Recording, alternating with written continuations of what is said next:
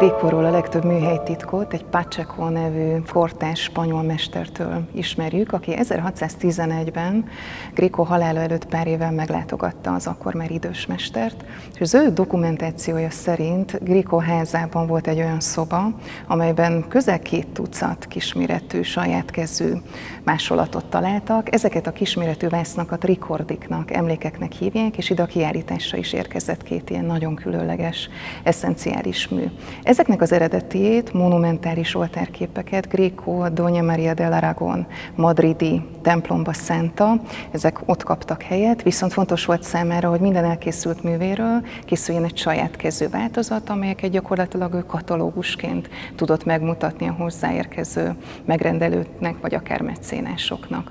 És lehet tudni, hogy Gréco világi portréit leszámítva nem élő modellek után dolgozott.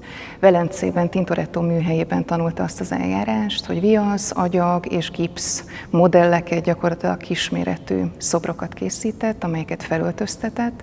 Ezeket egy papír vagy egy fa dobozba elhelyezte, szinte ilyen miniatűr színházakat létrehozva, bevilágította, és gyakorlatilag ezeket festette, mint vallásos kompozíciókat. Úgyhogy nagyon sok esetben a figuráknak a merevségét, vagy az azokon megjelenő drapéria szokatlan, nem természetközeli merevségét ezek a beállítások, ezek a modellek hozzák létre.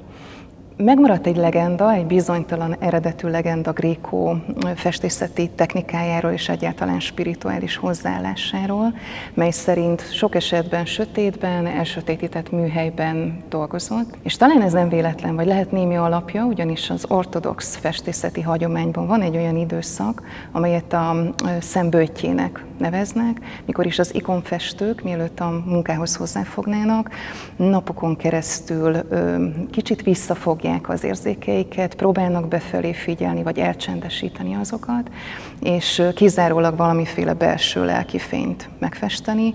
Úgyhogy az a belső ragyogás, ami Gréco képeiből, vagy az ő színvilágából árad, az valószínűleg ilyesfajta böjtölésből, az érzékek böjtöléséből is adódhat.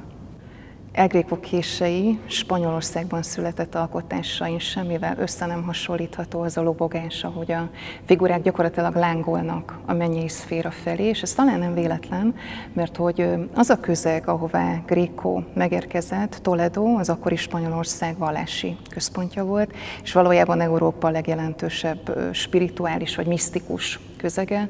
Olyan kortársai voltak, mint Avila Szent Teréz vagy Juan de la Cruz, és Gréco ismerte a szövegeiket, úgyhogy az a lángoló lobogás, amivel itt a feltámadás kompozíción belül ezek a katonák is lobognak Krisztus felé, vagy a mennyei szféra felé, az ugyanúgy megtalálható a kortársai Avila Szent Teréz, Juan de la Cruz szövegeiben. Az azokban olvasható szenvedélyesség, meg lángolás, az gyakorlatilag az ő képein vizuális módon mutatkozik meg, de nagyon hasonlóan.